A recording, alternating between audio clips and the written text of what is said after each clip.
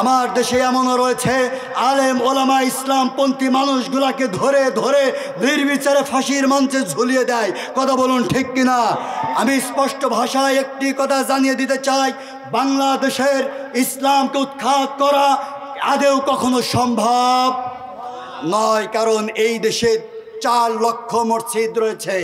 4 লক্ষ মসজিদের 4 লক্ষ ইমাম যদি একটাবার ঐক্যবদ্ধভাবে রাজপথে দাঁড়িয়ে যায়, এই দেশে আলিয়া অঙ্গনের লক্ষ লক্ষ ছাত্র সমাজ রয়েছে, একটাবার যদি রাজপথে দাঁড়িয়ে যায়, এই দেশের কওমি অঙ্গনের লক্ষ লক্ষ ছাত্র সমাজ রয়েছে, একটাবার ইসলামের পক্ষে যদি রাজপথে দাঁড়িয়ে যায়, এই দেশে ইসলামিক আন্দোলনের 1 নয় 2 নয় 4 কোটি ইসলামিক আন্দোলনের নেতার কর্মীরা রয়েছে। কথা বলেন ঠিক কিনা?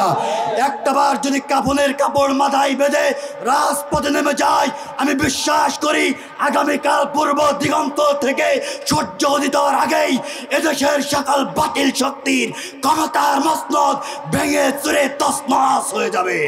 ইসলাম প্রতিষ্ঠিত হতে এদেশে 1 ঘন্টা সময় লাগবে না।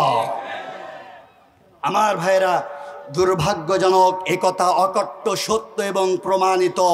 আজকে মুসলমানেরা এক কাতারে না দাঁড়ানোর কারণেই নাস্তিক, মোরতাদ, বেঈমান, কাফের আর ফাসেকরা ইসলামিক আন্দোলনের মানুষগুলোকে ধরে ধরে ফাঁসির মঞ্চে ঝুলিয়ে দেওয়ার মতন দুঃসাহস দেখাতে তারা বেশ সফল হয়েছে। কথা বলুন ঠিক কিনা?